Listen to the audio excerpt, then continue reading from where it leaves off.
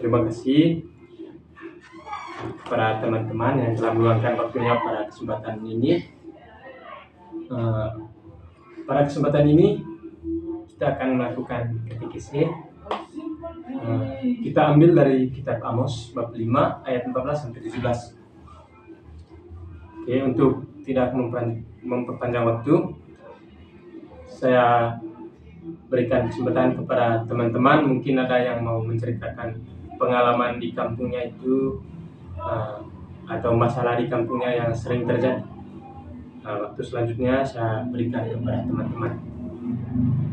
Baik, terima kasih waktu dan kesempatan yang diberikan kepada kami, terutama saya pribadi. Saya ingin menyaringkan pengalaman di kampung saya. Awal masalahnya ketika ada sebuah keluarga yang mengalami krisis ekonomi atau himpitan ekonomi, dan sang suami pun memutuskan untuk pergi merantau untuk memulihkan keadaan ekonomi. Setelah kepergian suami ke rantau, syukurnya sang suami mendapatkan pekerjaan di sana.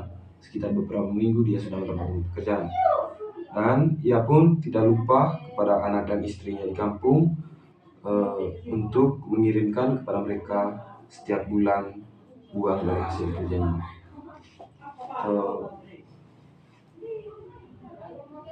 Sang suami bekerja selama bertahun-tahun, kurang lebih selama 7 tahun, dan ia pun sudah menyelesaikan rumahnya di kampung untuk istri dan anak-anaknya. Lalu kebetulan ia mau pulang, dan karena ada acara di kampung, acara vagal, dia pun pulang dan berkumpul kembali bersama keluarga serta anak dan istrinya. Sesampainya ia di kampung, selama beberapa bulan, ia pun kembali berkumpul bersama keluarganya, dan sudah seperti biasa mereka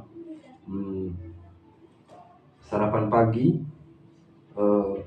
di meja makan bersama keluarga-keluarga. Lalu pada suatu pagi istrinya melepaskan begitu saja HP di meja makan, dan suaminya pun iseng-iseng cek isi HP dari istrinya tersebut. Ketika suami mengecek HP istrinya, sebuah kejadian tak terduga pun terjadi. Ketika sang suami mendapatkan bahwa istrinya bukan sedang berselingkuh, tapi mendapatkan istrinya sudah berselingkuh sekitar beberapa tahun setelah kepergiannya. Lalu sang suami pun coba menyelesaikan masalah dengan kepala dingin. Ia pun menanyakan baik-baik kepada istrinya. Lalu di tengah interogasi kepada istrinya, sang suami pun mendapatkan kalau istrinya sudah berselingkuh selama beberapa tahun semenjak kepergian suaminya. Satu fakta lain juga terkuak di sini, bahwa istrinya sudah menjalani hubungan gelap dengan pria lain itu bahkan sebelum suaminya pergi ke tempat rantau, dan anak yang menjadi anak sulung dari sang suami pun merupakan anak dari selingkuhan istrinya. Kurang lebih begitu, kurang lebih ceritanya. Oke, terima kasih kepada teman Gary yang telah menceritakan pengalaman di kampungnya. Baik, kira-kira mengapa masalah itu bisa terjadi di kampungnya Geros? Masalah perselingkuhan itu bisa terjadi? Saya juga kurang tahu secara spesifik apa penyebab dari masalahnya sampai istrinya ini tega mengkhianati suaminya dengan melakukan perbuatan selingkuh. Tapi menurut saya bisa jadi mungkin dari pendirian istrinya sendiri. dia kurang menyadari akan perannya sebagai istri dari sang suami,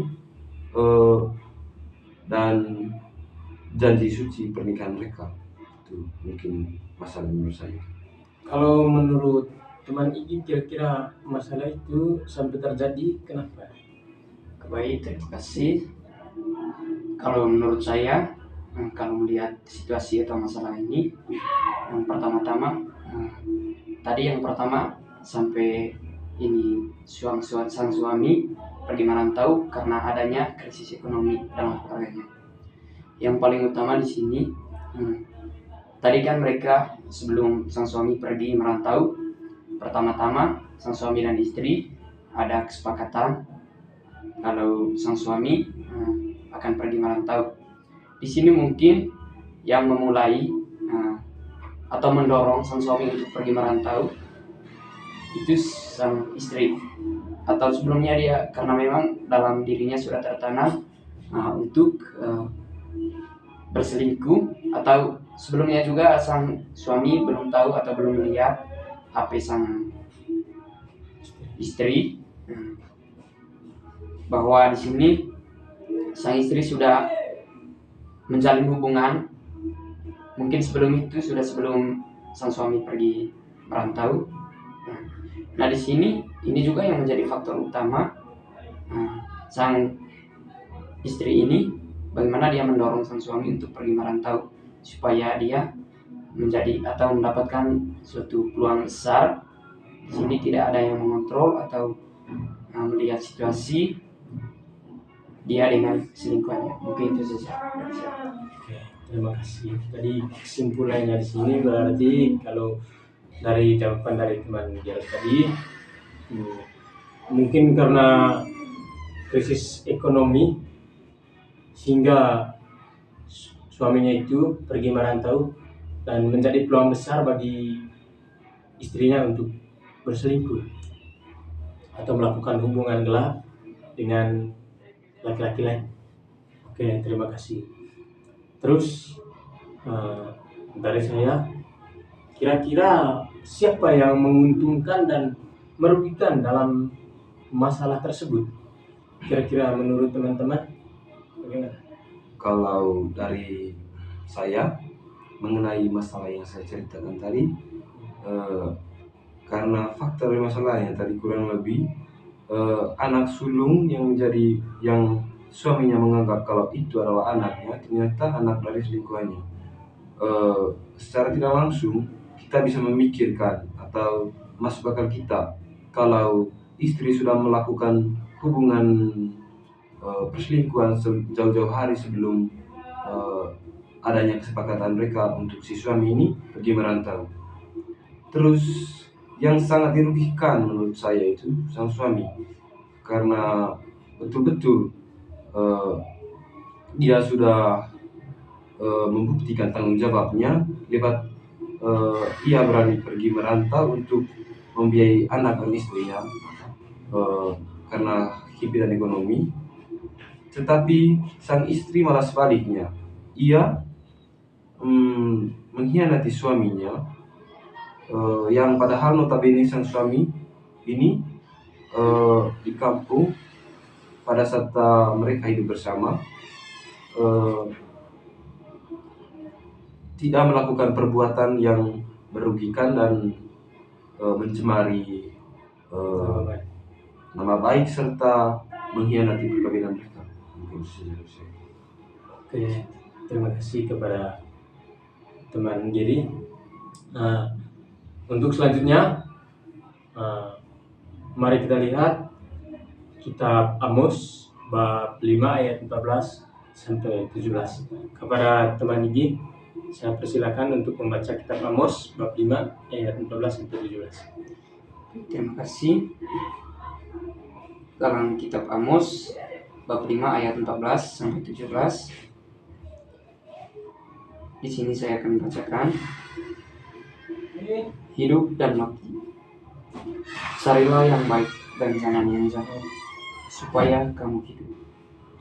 Dengan demikian Tuhan Allah semesta alam akan menyertai kamu seperti yang kamu katakan. bencilah yang jahat dan cintailah yang baik, dan tegakkanlah keadilan di pintu gerbang. Mungkin Tuhan Allah semesta alam akan mengasihani sia-sia keturunan Yusuf. Sesungguhnya beginilah firman Tuhan, Allah semesta alam, Tuhan. Di segala tanah lapang akan ada ratapan, dan di segala lorong orang akan berkata, wahai, wahai. Petani dipanggil untuk bergabung, dan orang-orang yang pandai meratap untuk mengadakan ratapan. Dan di segala kebun anggur akan ada ratapan, apabila aku berjalan dari tengah-tengah. Demikianlah firman Tuhan. Terima kasih kepada teman Igi yang telah membacakan kitab Amos bab 5 ayat 12-17. Berarti di kitab Amos itu menekankan bahwa bencilah yang jahat dan cintailah yang baik. Tegakkanlah keadilan di pintu gerbang. Untuk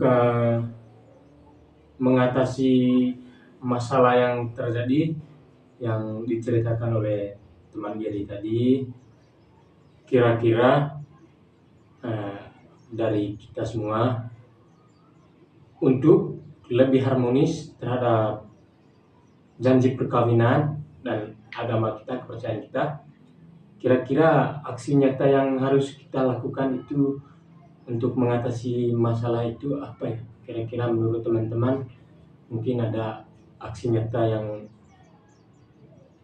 yang baik untuk mengatasi masalah perselingkuhan yang pernah terjadi di kampung kita. Dari saya, dari masalah tadi, saya memiliki beberapa jalan keluar. Yang pertama, penyebab dari perselingkuhan mungkin karena ketidakharmonisan dalam keluarga. Ketidakharmonisan mungkin juga tidak saling memahami. Oleh karena itu, kita sebagai keluarga Katolik sudah semestinya harus mengadakan komunikasi yang baik dengan keluarga. Kita menanyakan apa yang jadi masalah, sehingga adanya keterbukaan dalam keluarga, sehingga mungkin penyebab istrinya tadi berselingkuh, mungkin ia juga mencari kenyamanan yang belum pernah didapatkan dari suaminya karena tidak ada keterbukaan dalam keluarga. Oleh sebab itu, menurut saya tindakan yang baik yang dapat kita lakukan untuk menghindari masalah-masalah seperti ini tadi melalui keterbukaan dalam keluarga. Kalau ada masalah, ceritakan kepada suami. Sebenarnya itulah yang menjadi tujuan dari perkawinan Katolik, bahwa kita itu menjadi partner atau rekan untuk bersama-sama keluar dari suatu masalah. Mungkin hal lain juga yang dapat kita lakukan sebagai keluarga Katolik untuk menjaga keutuhan perkawinan adalah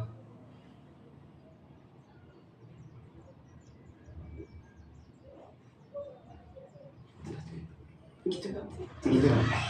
Terima kasih kepada teman Giri. Jadi di sini yang ditekankan oleh teman Giri yaitu membangun komunikasi terbuka dalam keluarga. Kita harus terbuka sehingga tidak ada yang kita sembunyikan dalam hidup berkeluarga. Oke, terima kasih kepada teman Giri. Kira-kira menurut Manigi, aksi nyata yang harus kita lakukan itu untuk mengatasi masalah yang terjadi di kampung kita yang seperti masalah perselingkuhan tadi yang diceritakan oleh teman Giri, kira-kira? Baik, terima kasih. Kalau menurut saya, kalau kita betul-betul melihat masalah atau situasi yang sudah diceritakan oleh teman Gary berkait dengan situasi yang terjadi di kampungnya. Tadi kan ceritanya Yang pertama-tama tadi terjadinya krisis ekonomi. Kan krisis ekonomi ini tidak mungkin hanya terjadi pada keluarga mereka, mungkin juga kepada masyarakat yang ada di kampung itu. Pertama-tama di sini mungkin yang paling utama, yang menjadi tombak utama di sini yaitu masyarakat, contohnya pemerintah setempat atau kepala desa. Contohnya tadi dalam keluarga tadi, bagaimanapun caranya dia juga harus adakan komunikasi dengan pemerintah setempat atau kepala desa tadi. Seperti apa yang mereka alami. Nah, di sini mungkin dan yang menjadi, karena kepala desa itu yang menjadi tombak utamanya, dan dia juga pasti akan mencari jalan keluar, di mana mungkin adanya bantuan-bantuan atau sembako untuk keluarga-keluarga yang mengalami krisis ekonomi. Dan yang paling utama, pekerjaan seorang suami memang bagaimana dia untuk menafkahi anak dan istrinya. Di sini mungkin yang menjadi aksi nyata untuk mengatasi hal-hal seperti ini yaitu komunikasi, bukan hanya komunikasi dengan antara pihak keluarga itu saja, melainkan dengan keluarga-keluarga yang lain, yang lebih keluarga besar dalam masyarakat setempat atau orang-orang yang ada di kampung itu. Mungkin itu saja. Oke, terima kasih. Kalau dari saya mungkin dalam situasi tersebut, dalam masalah tersebut, misalkan yang diceritakan oleh teman Giri tadi, masalah perselingkuhan itu, mungkin perselingkuhan itu terjadi ketika suami dan istri itu dijodohkan dari orang tua.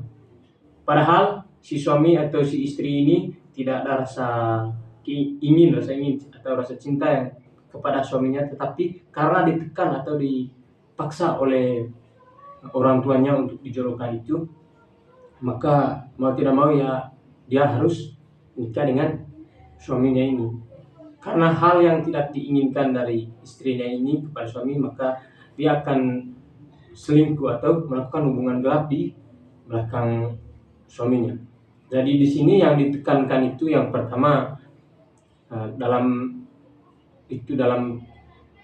memilih pasangan hidup itu sebaiknya tidak baik kalau dipaksa, sebaiknya tidak boleh dipaksa.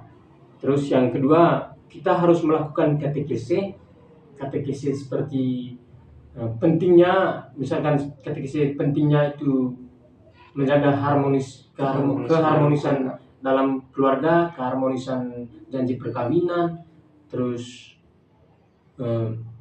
melakukan katekese tentang hidup dalam keluarga. Nah, mungkin itu menurut saya. Terima kasih. Itu saja kesempatan kita pada siang hari ini.